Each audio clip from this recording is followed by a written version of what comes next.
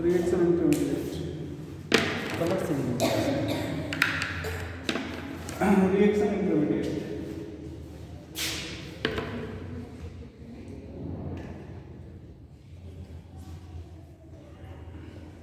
Product of one reaction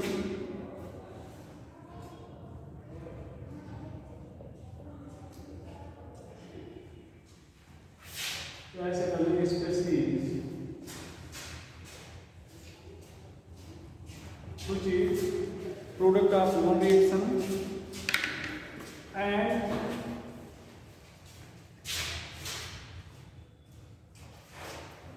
reactant of other reaction.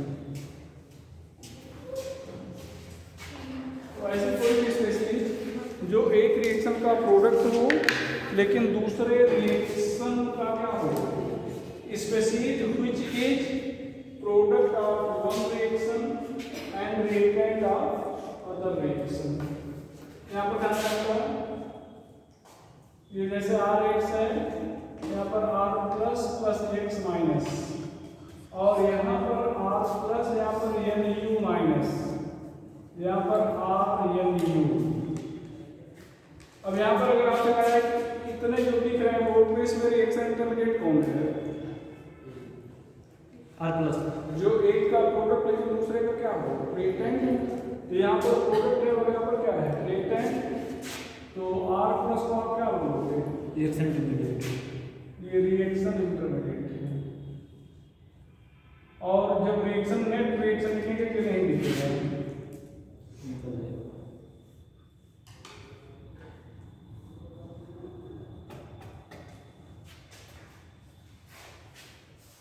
reaction intermediate is short lived.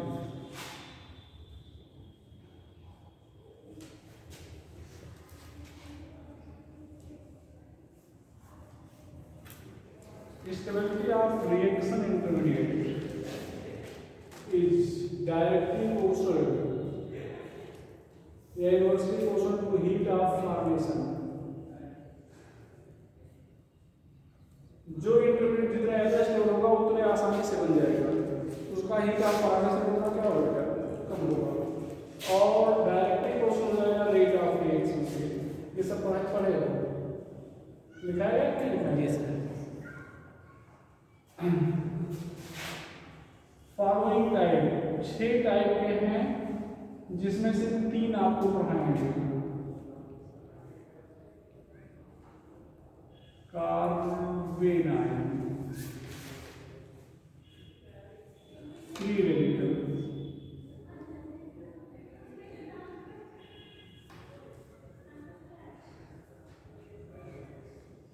Carbocation, और है carbene. क्या बेटा? Carbene, नाइट्रीन, benzene.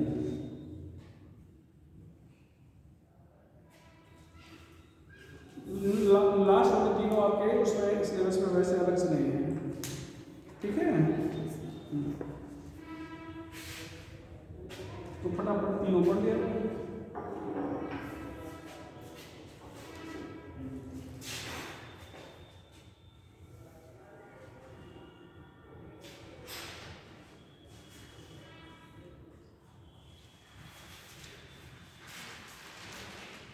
लिख चुके हो?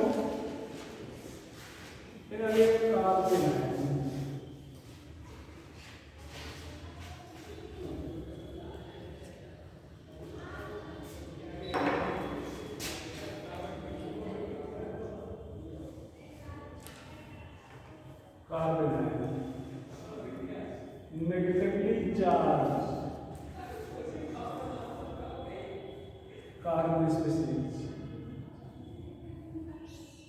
एग्जाम्पल में CH3 माइनस। यहाँ पर बॉन्ड पे अगर आपसे कहा जाए तो 3 लोन पेयर 1। सभी लोग ध्यान से देखो, बॉन्ड पेयर का मतलब सिग्मा बॉन्ड और लोन पेयर का मतलब नेगेटिव चार्ज। तो नेगेटिव चार्ज 1 है, इसका मतलब 1 लोन पेयर है और 3 ये है, तीनों 1 सिग्मा बॉन्ड बनाएंगे। तीनों को जोड़ेंगे तो क्या, दोनों को 4 इलेक्ट्रॉन पेयर हो जाएगा। तो 4 आर्बिटल चाहिए जिसमें से 1 S और 3 P। ध्यान दो, कार्बन समझ भी लो, आउटर मोशन में कितने का होते हैं 4, एक आ गया है 5 माइनस है ना, माइनस का मतलब क्या बेटा आया है। अब जिसमें से एक इलेक्ट्रॉन ये शेयर करेगा और ये हो जाएगा। ध्यान दो, अब ये देखो ये इलेक्ट्रॉन पेयर बांध रहा है, इसके बांध पेयर और ये क्या करेगा लोन पेयर। अब वैसे रेसिपी हो गया यहाँ पर बॉन्ड सॉरी एंगल या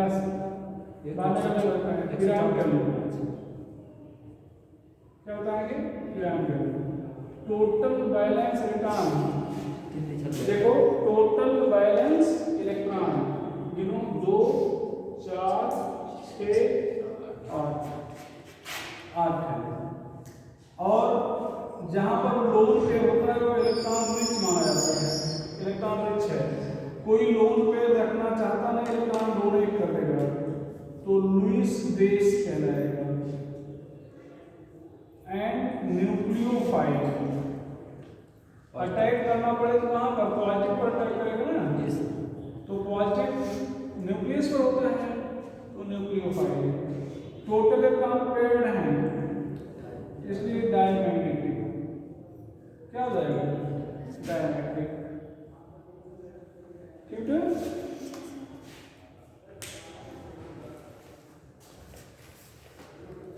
यहाँ पर isosters are isostructural with ammonia. Isosters are isostructural with ammonia. Isosters का क्या मतलब होता है, जिसमें एटम और इलेक्ट्रॉन दोनों की संख्या समान है। तो ध्यान दो बेटा, यहाँ पर 4 एटम है, यहाँ पर भी 4 एटम है, ठीक है, और इलेक्ट्रॉन भी क्या है समान है। तो आइसोस्टर्स एंड आइसोस्ट्रक्चरल विद अमोनिया ध्यान रखिएगा।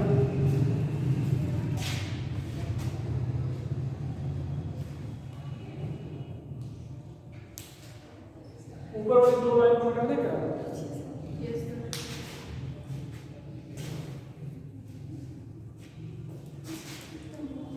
स्टेबिलिटी आ गई,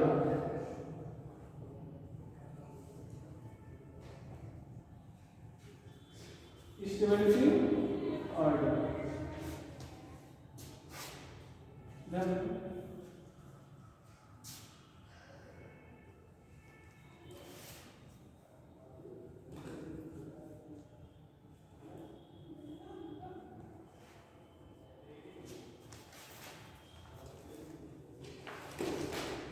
ये समझ रहे हैं रिजोनेंस के कारण। और 3 स्ट्रक्चर एक बेंजीन के लिए होता है तो कितने बेंजीन हैं 3, तो 3 3 9 और एक कार्बन 10। यहाँ पर 3 2 6 और एक कार्बन 7। यहाँ पर 3 and 1 4। जितने ज्यादा स्ट्रक्चर होंगे उतना ज्यादा स्टेबिलिटी होगी। यहाँ पर कितने स्ट्रक्चर होंगे 2। इसके बाद बेटा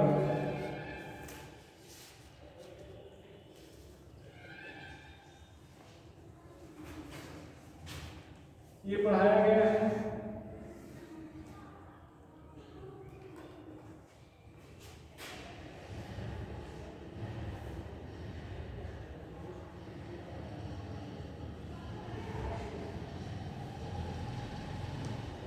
यहाँ पर।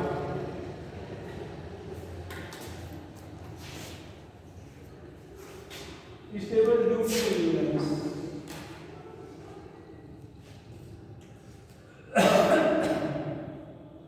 Stable due to resonance.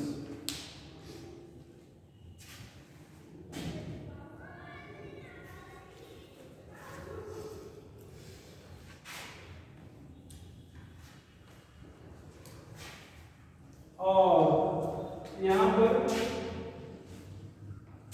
Plus I effect increases, stability decrease. और यहां से यहां तक जो किसके कारण जा रहा है, percentage less character decreases, percentage less decreases, electronegative decreases, so stability decreases. यहाँ पर एस का स्टेबिलिटी है, सब समझ रहे हैं ना, ठीक है। यहाँ पर हाइड्राइजेशन निकाल को एसपी आएगा, यहाँ पर क्या आएगा sp2, और यहाँ पर क्या आएगा sp3। तो जितना एस कैरेक्टर होगा 50% इलेक्ट्रोनेगेटिव उतना ज्यादा होगी, और इलेक्ट्रोनेगेटिव उतना ज्यादा होगी तो नेगेटिव चार्ज है इसलिए स्टेबिलिटी उसकी ज्यादा होगी, ठीक है। कोई समस्या हो तो बताओ। यहाँ पर नोट करके एक line, if negatively charge carbon is attached with atom having vacant d orbital,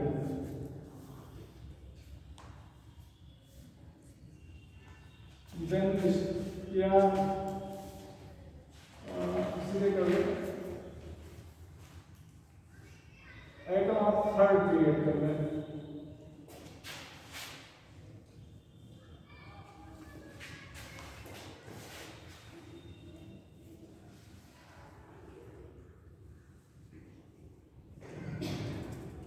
Then stability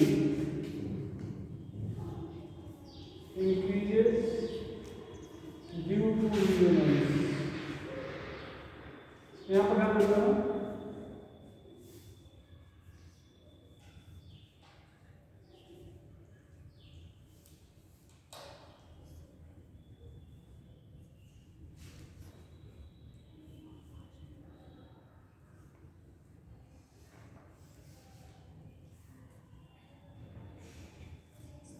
जाना ना,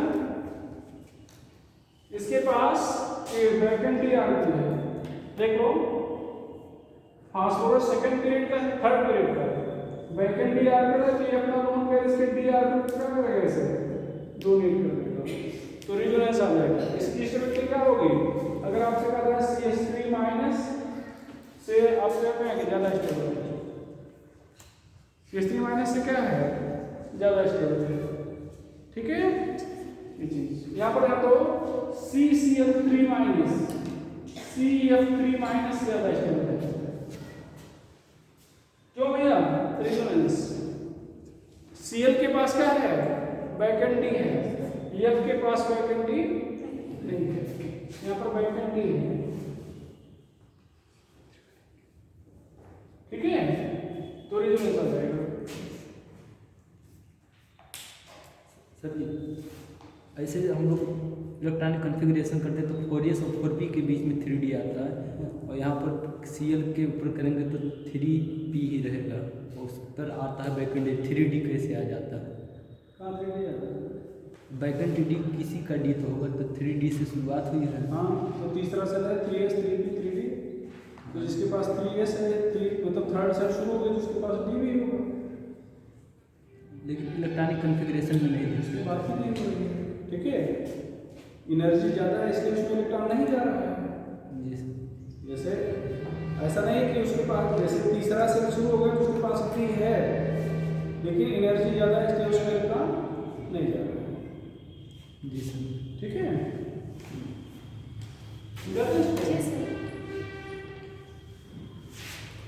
भैया देखिए बेटा इधर carbanion reaction intermediate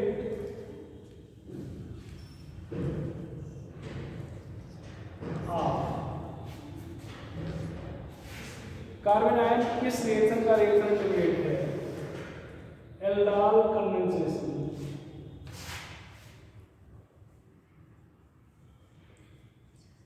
परकिन reaction,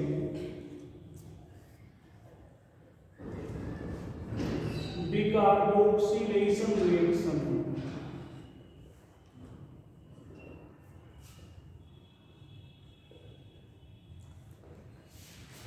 E1 CV reaction. इन रिएक्शन का रिएक्शन इंटरमीडिएट क्या है? कार्बन का क्या बेटा? Aldol AlDOL, aldol condensation, Perkin reaction, decarboxylation reaction, E1 CV reaction.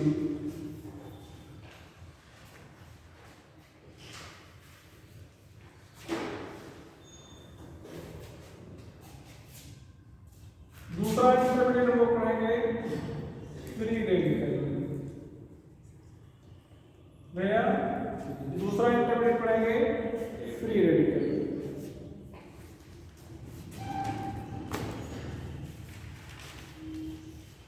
क्या है?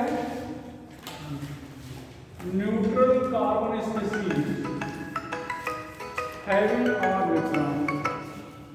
Neutral carbon species having R electron।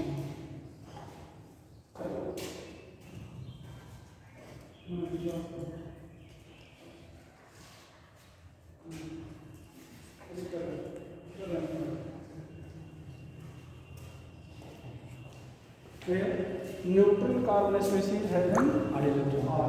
अच्छा ध्यान देना, डिफिनीशन वैसे परफेक्ट नहीं है। ये जो डिफिनेशन में दिया है ये मान के दिया गया है कि हम ऑर्गेनिक केमिस्ट्री पढ़ रहे हैं, तो ये डिफिनेशन केवल ऑर्गेनिक स्पीशीज के लिए एप्लीकेबल है। अगर हर जगह पर एप्लीकेबल करना है तो काम हटाना पड़ेगा। न्यूट्रल स्पीशीज हैविंग ऑर्गेनिक, तो अगर ऐसा है तो फिर वो ऑर्गेनिक फ्री रेडिकल। तो क्या है? ऑर्गेनिक फ्री रेडिकल, मतलब हेडिंग बदल देगा तो नहीं तो इधर देखो, इधर है ना ये NO2 ये भी फ्री रेडिकल। क्यों? नाइट्रोजन के आउटर मोस्ट से कितना क्या होता है बेटा? 5। कितना होता है? 5। और ऑक्सीजन से जुड़ा तो ये 2 ऑक्सीजन के मतलब ऑक्सीजन 2 इलेक्ट्रॉन शेयर कर लिया। अब ये देखो 8 इलेक्ट्रॉन है कि नहीं? ये 2 इलेक्ट्रॉन है, मान लो पेयर हो गया, लेकिन ये अकेला इलेक्ट्रॉन पेयर तो नहीं ना। और ध्यान देना ये NO ये 2 इलेक्ट्रॉन शेयर कर लिया और ये 2 इलेक्ट्रॉन जो था ये ऑक्सीजन को डोनेट कर दिया। तो अभी भी यहाँ पर 1 इलेक्ट्रॉन बचा हुआ है, नहीं बचा हुआ है। NO2 जो है NO2 या NO के रूप में नहीं पाया जाएगा। NO2 के रूप में नहीं पाया जाएगा। क्या होगा तब? ये जो NO है इसके 2 मॉलिक्यूल जुड़ के N2O2 बना देंगे और इसी तरह से 2NO2 जुड़ के N2O4 बना देंगे। ये ध्यान रखना, जहां पर R इलेक्ट्रॉन होता है वो पैरामेट्रिक होते हैं। क्या होते हैं? पैरामेट्रिक। और जो पैरामेट्रिक होते हैं वो कलर्ड होते हैं। क्या होते हैं? कलर्ड। और ये अब ये ध्यान दो, ऐसे एक मॉलिक्यूल और अगर एक NO2 और जुड़ गया तो इसका जो इलेक्ट्रॉन है अगले के इलेक्ट्रॉन के साथ शेयर कर लिया तो क्या होगा? पेयर हो गया। तो ये क्या हो जाएंगे? डायमैग्नेटिक। क्या हो जाएंगे? Diamagnetic and colourless. आपसे हालांकि तो पी वाला हट गया आपके सिलेबस से, ठीक है? कंपाउंड वेट में जनरल प्रॉपर्टी है, नहीं तो पूछा था कि ये NO2 बनता है तो ये कलर्ड होता है, लेकिन कुछ देर बाद इसका कलर गायब हो जाता है। क्यों भैया गायब हो जाता है? N2O4 बना लेता है। ये N2O4 बना लेता है जिनमें सारे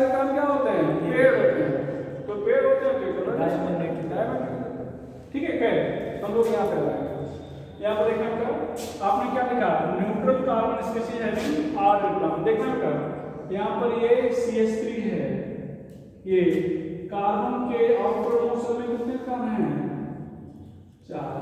कितने हैं, 4, जिसमें से 3 तो शेयर कर लिया और ये एक इलेक्ट्रॉन ऐसा है जो शेयर नहीं किया है, तो ये तो 8 इलेक्ट्रॉन है, बाकी तो पेयर में है। अच्छा बॉन्ड पेयर यहाँ पर कितना होगा बेटा, 3। लोन पेयर नेगेटिव चार्ज को मानते हैं नहीं, 0। Electron pair 3।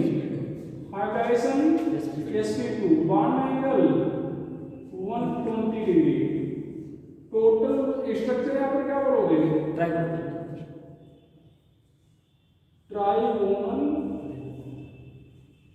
Planar. Trigonal planar.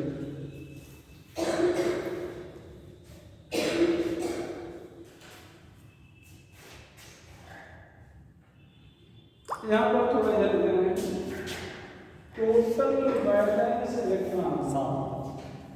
Count करो, 2 4 6 7। इंक नहीं है तो है सर।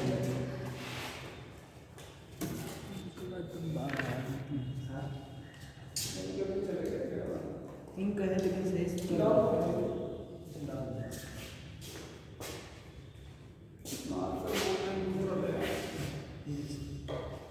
देखना ये टोटल बैलेंस में कितना जाएंगे, 7। अच्छा 7 इलेक्ट्रॉन है तो डिफिशिएंट है और रिच है, डिफिशिएंट कमी है, इलेक्ट्रॉन डिफिशिएंट ना लूज इसे ना बेस। तो इलेक्ट्रॉन की जरूरत है या नहीं है, जो है electrophile but not Lewis acid.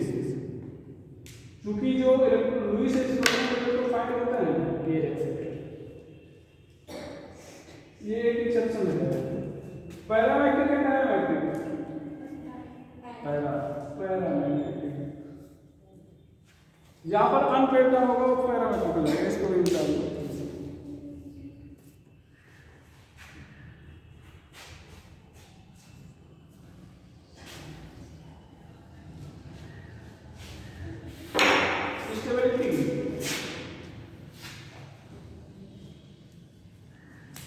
Positive cation, positive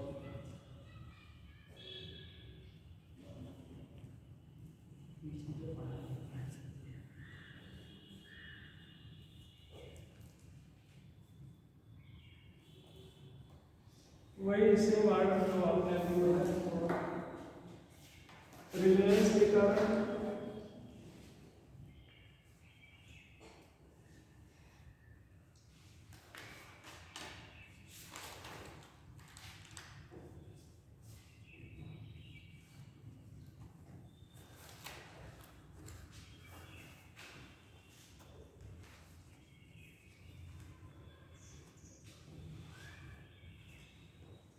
यहाँ पर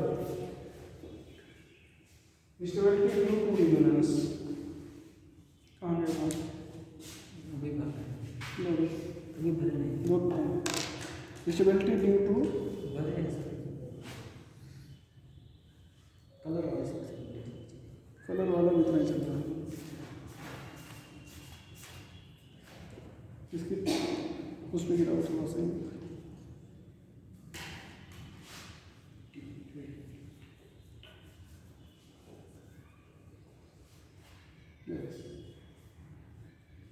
stability due to resonance.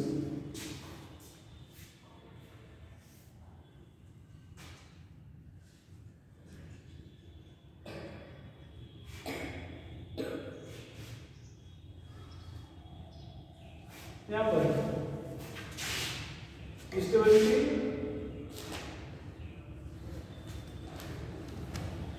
due to hyperconjugation.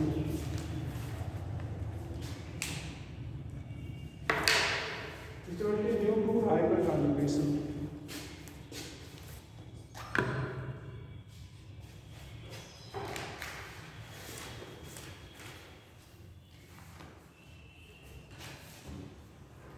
Free radical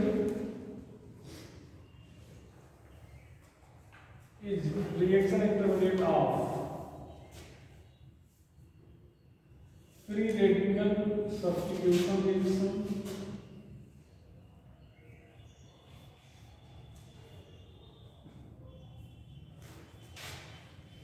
free radical addition reaction,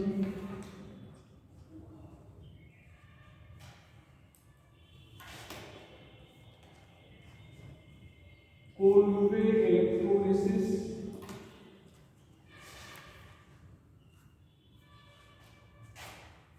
Hunsdiecker reaction,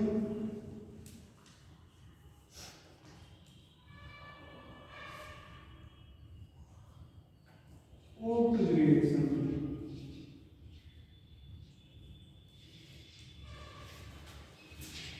इन सारे रिएक्शन का जो रिएक्शन इंटरमीडिएट है वो क्या बेटा, फ्री रेडिकल है।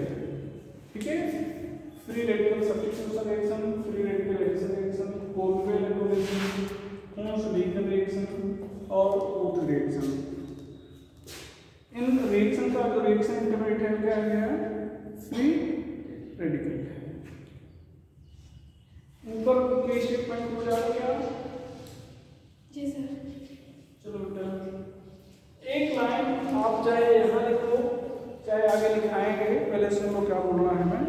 अगर किसी भी रिएक्शन का रिएक्शन इंटरमीडिएट फ्री रेडिकल है तो उसका जो प्रोडक्ट होगा वो कभी भी प्योर नहीं हो सकता, वो हमेशा इम्प्योर होगा।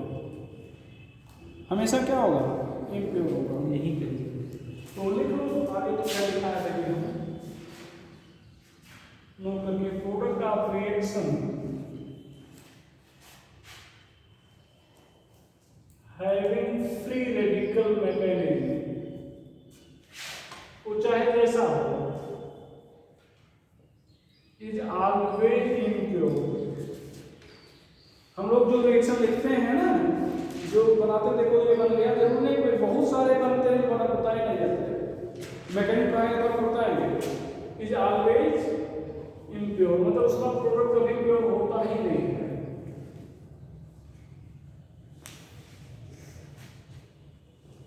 Product of reaction having free radical mechanism always, इसको बताते क्या? जी सर। चलो बेटा, कार्बोकैटायन ये सबसे इंपॉर्टेंट है, इसके लास्ट में पढ़ा है, इसको बहुत ध्यान से पढ़ेंगे। कुछ चीज इंपॉर्टेंट, बाकी तो सब कोई जनरल है, ध्यान दीजिएगा। पॉजिटिवली चार्ज कार्बन स्पेसिफिक,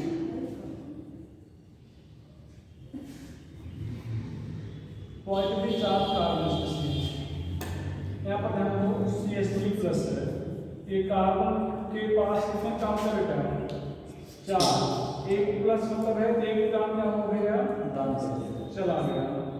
ठीक है, तो अब बताओ बान पे कितना बचा, 3 लोन पेयर में है 0।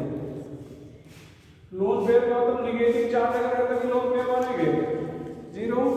यहाँ पर इलेक्ट्रॉन पेयर कितना बचेगा, 3। अब 3 है तो 3 आर्बिट चाहिए, एक s और 2 p, sp2 हो जाएगा। यहाँ पर बॉन्ड एंगल कितना बोलोगे, 120। स्ट्रक्चर ट्राइगोनल प्लेनर सब पढ़ाया जा चुका पहले। अच्छा, यहाँ पर इससे पूछो आपके पास कितने इलेक्ट्रॉन है, कितना बताएगा, टोटल बैलेंस काम 2 4 6, तो कितना गिना रहा है, टोटल बैलेंस काम 6। इलेक्ट्रॉन डिफिशिएंट है या रिच है, डिफिशिएंट है, इलेक्ट्रॉन की कमी है, 8 होना चाहिए 6 ही है। मिल जाए तो अच्छा लगेगा या नहीं, एक्सेप्टर मिल जाए तो अच्छा लगेगा ना। तो कितना चाहेगा, 2 इलेक्ट्रॉन, और 2 इलेक्ट्रॉन जो एक्सेप्ट करता है उसको लुईस एसिड कहते हैं, ये लुईस एसिड है। और अटैक करना हो तो इलेक्ट्रॉन रिच स्पेसिफिक प्रोटेक्ट करेगा, मतलब इलेक्ट्रोफाइल है। सारे इलेक्ट्रॉन पेयर्ड है, इसलिए क्या हो जाएगा, डायइलेक्ट्रिक हो जाएगा। कोई पॉइंट छूटा तो नहीं?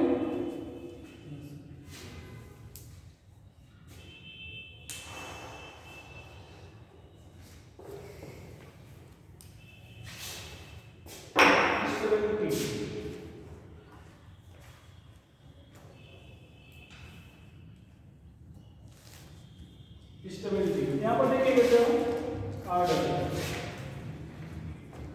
देखा भैया?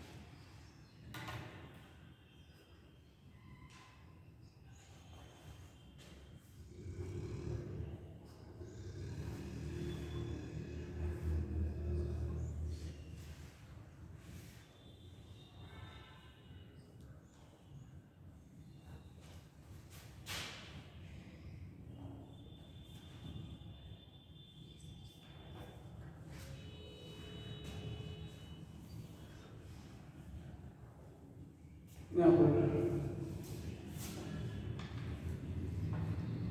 Stability due to resonance.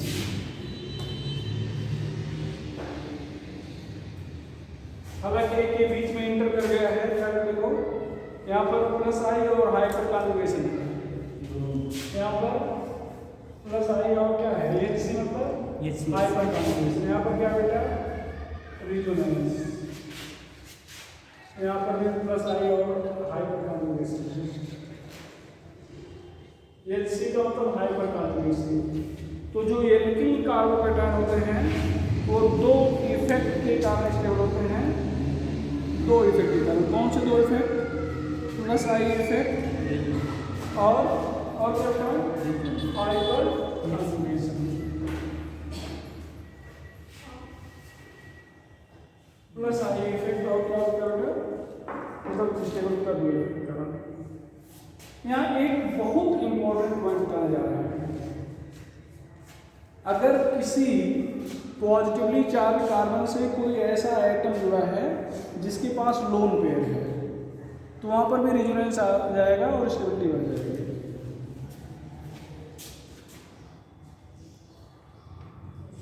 Carbocation in which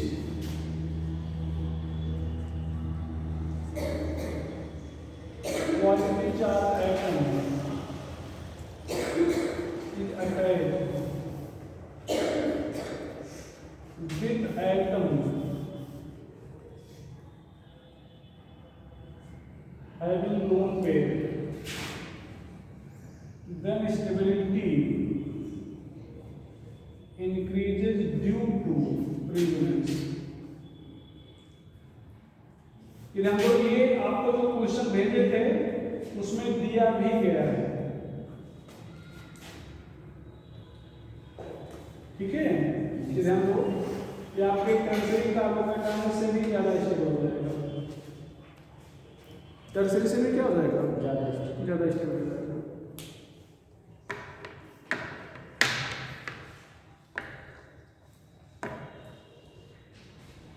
ठीक है ना। ध्यान दो पॉजिटिव चार्ज कार्बन से क्या जुड़ा है एटम जिसके पास क्या है लोन पेयर, तो ये अपना लोन पेयर इसको दे देगा, यहाँ पर वैकेंट पी आर्टिकल होगा तो रेजोनेंस आ जाएगा। ये सब लिख चुके हो?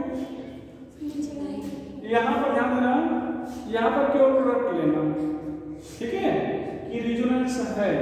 जो रेजोनेंस पढ़ा है कंडीशन वैसी कोई कंडीशन दिख नहीं रही है। तो कारण क्या है बेटा देना हमको, यहाँ पर इसके पास vacant d orbital p orbital है और इसके पास ये लोन यहाँ पर इलेक्ट्रॉन पेयर है जो जैसे ऐसे यहाँ पर ऐसे ऐसे है, ये पी आर्बिटल यहाँ पर लोन पेयर है, ये मतलब इलेक्ट्रॉन पेयर, ये इलेक्ट्रॉन पेयर इसका जो इलेक्ट्रॉन पेयर यहाँ है इसके पी आर्बिटल आ जाता है तो ये बॉन्ड बन जाता है। मतलब जो तीन रिंग मतलब मेंबर की रिंग है ये चार मेंबर मतलब इसको शामिल करके चार आइटम हो जाएगा, ठीक है। क्यों ऐसा हो जाएगा? क्योंकि यहाँ पर स्ट्रेन है, आपको पढ़ाया था नहीं जब आइसोमेरिक पढ़ा रहे थे ये 3 membered ring is less stable due to strain angle strain. तो यहाँ पर क्या है एंगल स्ट्रेन है तो 3 किस में बदल जाएगा 4 में, ठीक है। तो ये 3 कभी 4 में 4 कभी 3 में, इसको डांसिंग रेजोनेंस बोलते हैं। क्या बोलते हैं? Dancing resonance. हालांकि डांसिंग रिजोनेंस कोई वैसा टर्म नहीं है, बस ऐसे होल्डिंग हो जाते हैं कि डांसिंग रिजोनेंस, मतलब क्यों, क्योंकि एक बार उसमें एक बार उसमें एक बार उसमें एक बार, कभी 3 में कभी 4 में बनता है। ठीक है, ये लिख चुके हो क्या? नहीं लिखे। अच्छा, अब बता दें carbocation is reaction intermediate of SN1 reaction, electrophilic addition reaction, E1 reaction,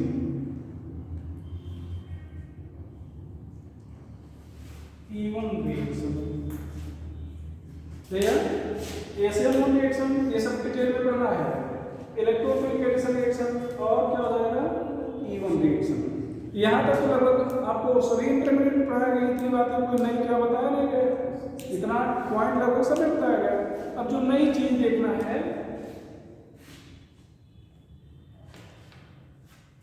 इसको लिख चुके बेटा, लिखो जल्दी लिखो।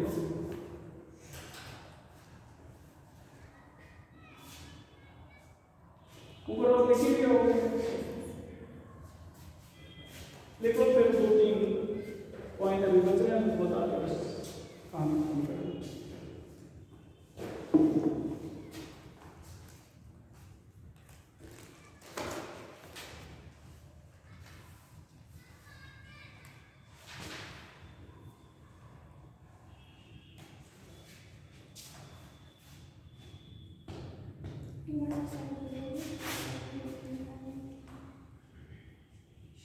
इसको क्या करना है,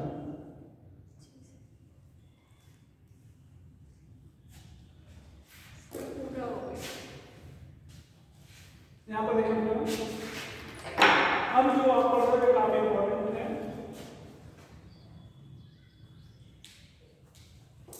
इफ रिएक्शन इंटरमीडिएट ऑफ यानी reaction is carbocation and if possible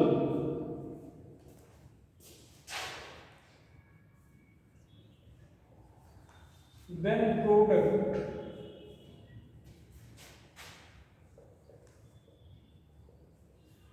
is written by a rearrangement.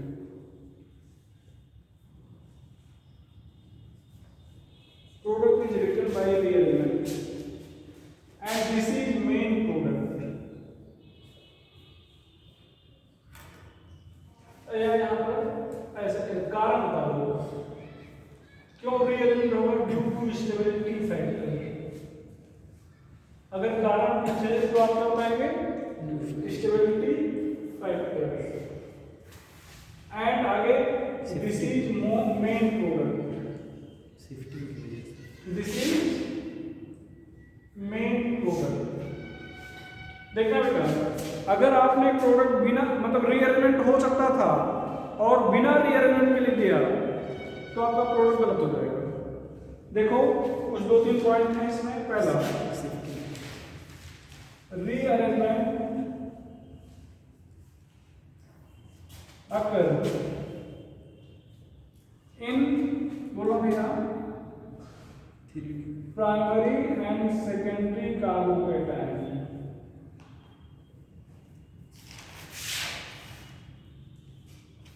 either by 1,2 H minus shift or by 1,2 CH3 minus shift. Order of shifting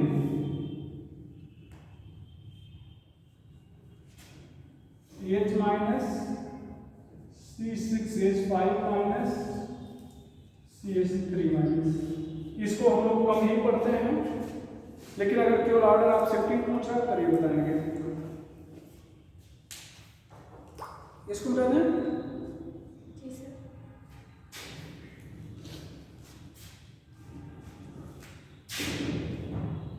by rearrangement,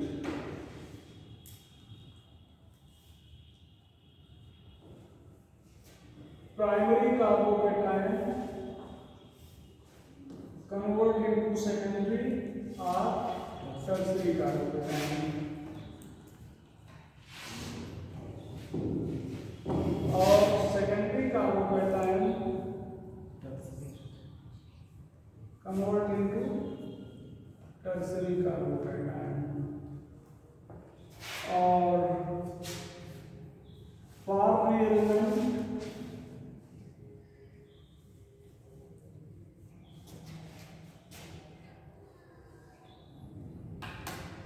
carbocation शुद्ध है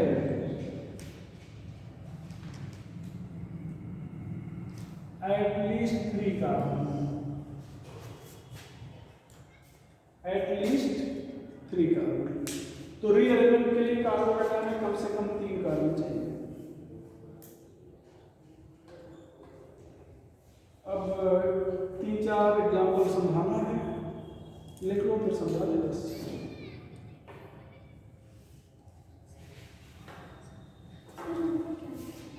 By rearrangement, primary carbocation convert into secondary or tertiary। मतलब primary या तो secondary बदलेगा या तो tertiary में, और सेकेंडरी किस में बेटा टर्सरी में। इधर वाला क्या हो गया,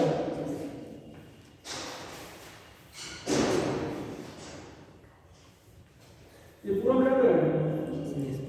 अब देखिए बहुत आसान है, देखना बेटा बहुत ही आसान है।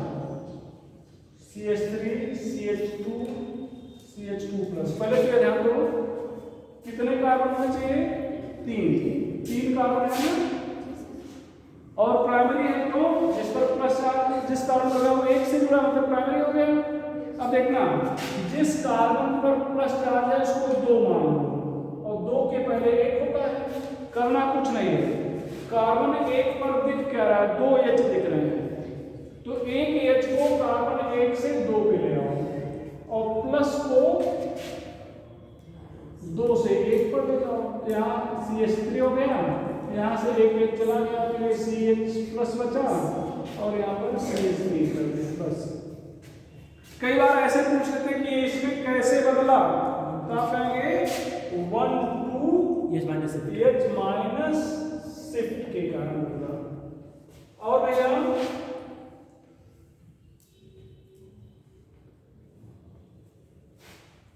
यहाँ पर ध्यान देना बेटा, इधर तो कार्बन 2 है, कार्बन 1 पर क्या है H और CH3 दोनों हैं, तो ऑर्डर ऑफ शिफ्टिंग में किसको खरीदा दिया था, H को, तो यहाँ से H जाएगा और प्लस यहाँ आएगा, तो क्या लिखें CH3 ये CH2 था, क्या हो गया CH3, ये हो गया प्लस, इधर पर ये सेकेंडरी हो गया और ये क्या हो गया टर्सरी।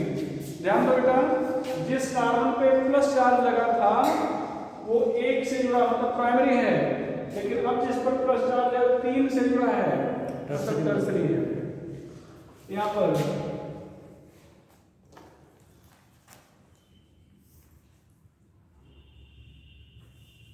यहाँ पर 1 2 H माइनस, यहाँ पर क्या है ध्यान दो, समझो ध्यान से, कार्बन 1 पर क्या है CH3 है और CH3, अब की बात तो H नहीं है, ध्यान रखिए अगर H है तो H जाएगा, CH3 है तो CH3 जाएगा, दोनों है तब H जाएगा।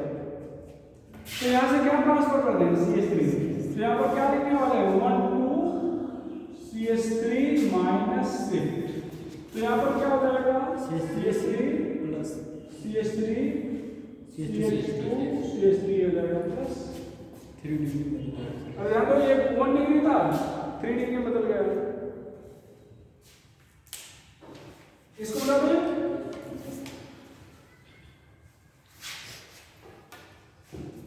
यहाँ पर देखिए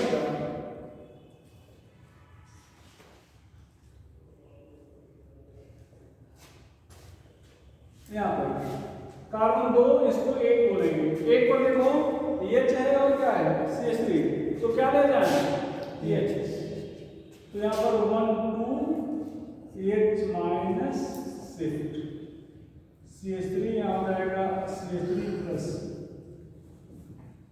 CH2 CH3, यहाँ पर बेटा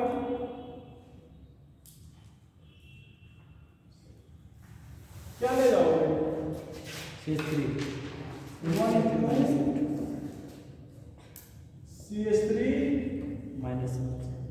-6, तो यहाँ से CH3 यहाँ आ जाएगा।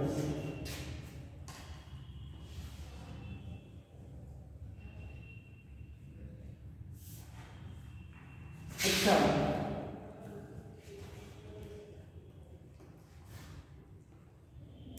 ये ध्यान दो, इसको थोड़ा समझ लो। ये कार्बन 2 है, यहाँ पर 1 है, 1 पर कितने बॉन्ड बने हुए हैं? 3। इसका मतलब 1 H तो होगा, 1 H होगा या नहीं होगा? जो दिखाया नहीं गया है भाई, यहाँ पर 3 बॉन्ड बने ना, 1 2 3, और कार्बन बनाता कितना बॉन्ड है? 4। तो इसका मतलब 1 बॉन्ड होना चाहिए जो H ने बनाया है, तो यहाँ पर H आ जाएगा। 1 2 H -6 रिंग प्लस आ जाएगा यहाँ पर प्लस। उधर बना लिए क्या? बस एक लाइन और लिखा, इसको मिटा दे, तीनों मिटा दे, एक लाइन और। ध्यान देना, पहले सुनो क्या लिखाएंगे। अगर साइक्लिक रिंग में 4 या 5 कार्बन है और उससे जुड़े हुए एटम पर पॉजिटिव चार्ज है कार्बन पे, तो रिंग एक्सपेंड कर जाएगी, मतलब वो कार्बन अंदर आ जाएगा। लेकिन 3 कार्बन वाला एक्सपेंड नहीं करेगा, ठीक है? एक positively charge carbon is attached with 4 or 5 membered ring.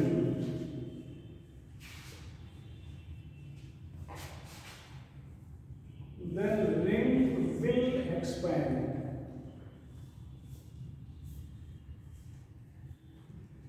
इधर कितने कार्बन है भैया? 5। तो इस कार्बन को अंदर कर दो बस।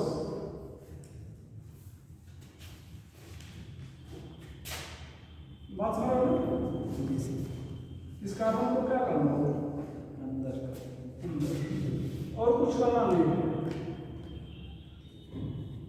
ये बस। तो आज की कहानी खत्म हो गई, आगे फिर हम लोग नेक्स्ट डे चर्चा करेंगे। कोई डाउट तो नहीं? यहाँ पर वो बॉन्ड होता था, ये बेंजीन रिंग होती थी, तो बेंजीन रिंग कभी एक्सपेंड देखे और ये इधर से मैच हो जाता नहीं, कुछ नहीं होता, मतलब सेकेंडरी प्राइमरी बन जाएगा। कभी तो हो गया। अब नेक्स्ट टाइम लोग मिलेंगे तो रिएक्शन मैं करेंगे, ठीक है?